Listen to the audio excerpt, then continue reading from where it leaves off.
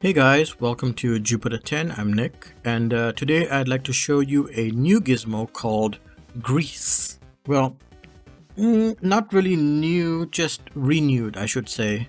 The original was kind of slow, kind of buggy. It's pretty old. It was, I think, for Nuke 7, and the paint node for Nuke 7 wasn't that great, so it had limitations. And my first attempt to recreate it had kind of mixed level of success. I did go overboard with some of the features and some of the Qt stuff to mimic how it's implemented in After Effects, but yeah, it kind of sucked. This version, however, uses expressions rather than Python, and I stripped out all the Qt stuff, all the follow the mouse junk that I had originally, and it's a lot more stable, a lot more responsive. I also automated the setup a little bit, so it's less work for you guys. So what is it? It's basically a paint helper. It's the difference mode ripped from After Effects, pretty much. Let's check it out in After Effects really quick, then I'll show you how to set it up in Nuke so we can mimic that AE workflow. In After Effects, if I activate the clone stamp tool, we get these parameters on the side, and one of which is the clone source overlay, and then we have the opacity for the clone source, and then we have the difference mode. If I turn on clone source overlay and turn on the difference mode, when I move my mouse over, you can see that we are seeing the difference between the source plate and the people plate. The paint plate and the people plate. And what you could do is you can basically place the guy, let's say this guy, somewhere in your frame and just paint him in. So I have basically cloned this guy over here while using the difference mode. You can also, if I were to, let's say, delete this and then reset that, I can also sample a different frame. So if I were to sample, I don't know, let's say frame 63, you can see that these two ladies are here, but in difference mode, it's sourcing frame 63, so I can just paint them in, and then when I view the plate, I've cloned them from a different frame. Let's see how we can use the Grease gizmo in Nuke to achieve the same thing. Okay, in Nuke, we can create a paint node, hook it up. What you want to do next is create the gizmo. If you have it installed, like it is in the description, you'll have TokyoSoup, Gizmo, Grease, here we go. You have a source pipe input and a rotopaint input. You can hook up the source to the source and rotopaint to the rotopaint. It'll turn green when it's accepted. You cannot hook this up to anything else. Even a dot node, it won't accept a dot node. It will only accept a paint node. And then to set this up, all you do is you double click and you hit the refresh paint node button. One more thing you have to do is get the BG1 pipe from the rotopaint node and hook that up to your plate. Okay, so that's basically it. Create a rotopaint node, hook up your BG1 and your BG to your plate, create a grease node, hook up the rotopaint, hook up the source.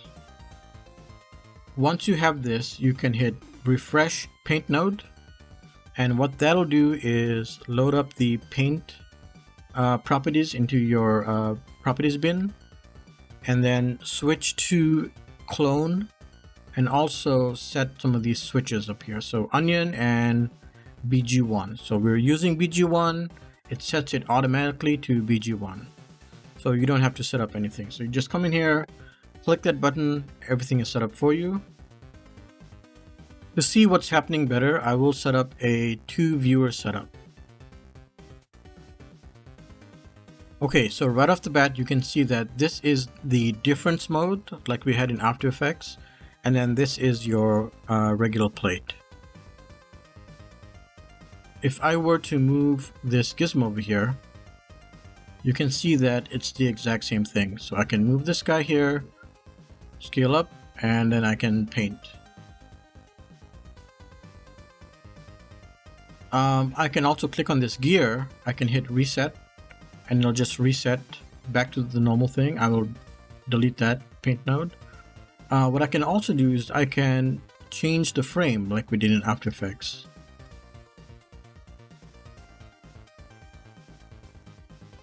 So these two ladies are over here now, and then I can just paint them in. Let's take a look at a different plate. This one, I will just move this aside. By the way, you don't have to leave this in your shot. Once you're done, you can just delete it. You know, everything else will stay. So there's the two people.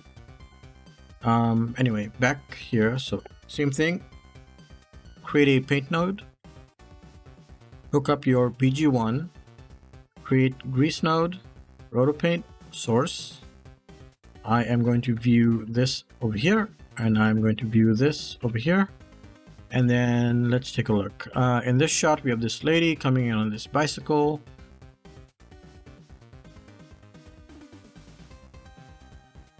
We get our setup. Let's source a different frame. So you can see that grease is working in the background.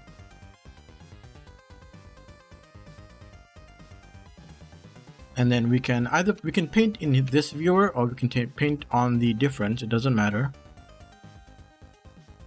You can do something like that. You can go to the next frame, next frame, next frame.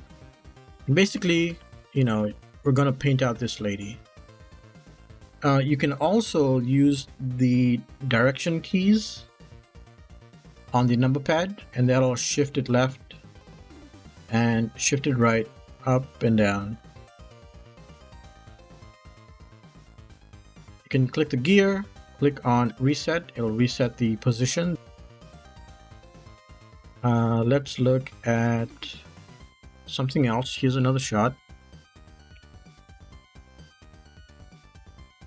Create a paint node, hook up your BG, create a grease node, hook up the source to the source, hook up the paint, rotopaint to the rotopaint. Let's take a look at this. There's this boom coming in over here.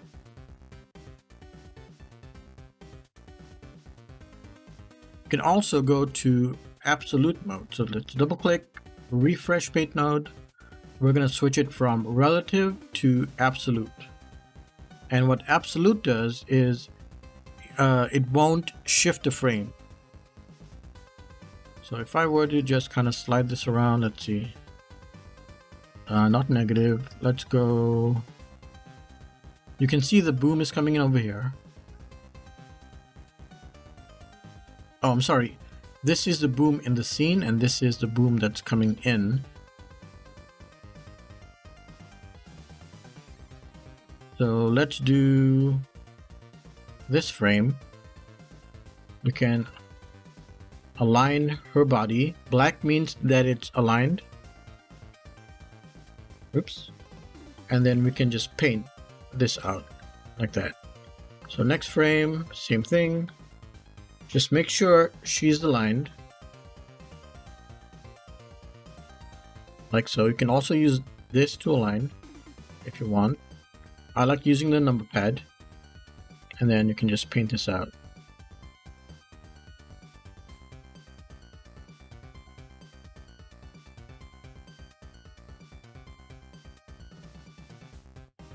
Small brush.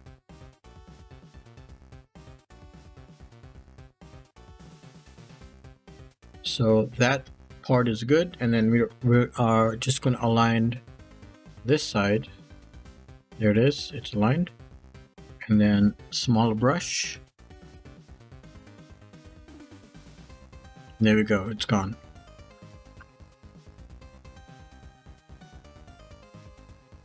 Let's see, what else can we do? Let's look at... So she blinks at frame 38. We can say go to frame 38.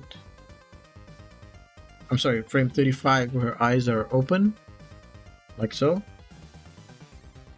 And then her eyes are starting to close. We can line up her face like that. You can see the difference between this frame and frame 35 is just her eyes, and then we can paint her eyes back open again. Next frame, align her face, same thing. Next frame, align her face, same thing.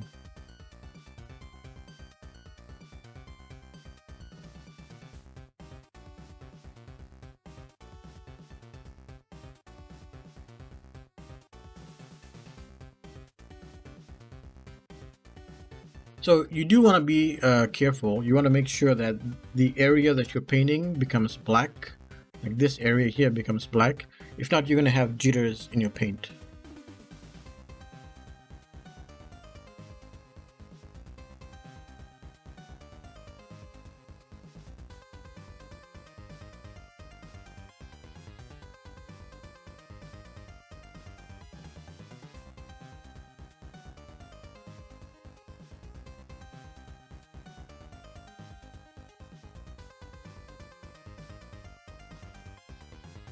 So basically you see it's a lot easier to see what you're painting, what your clone source is. And that's basically what this tool does, is it lets you see, using the difference mode, what the clone source, or where the clone source is placed.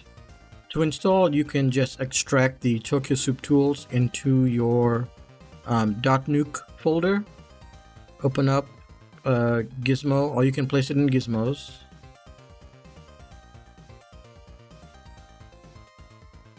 And then in your MENU.PY, you can add these lines. It's also in the description and on Nukepedia. Okay, thanks for watching. I hope it helps. I'll catch you in the next one. See ya!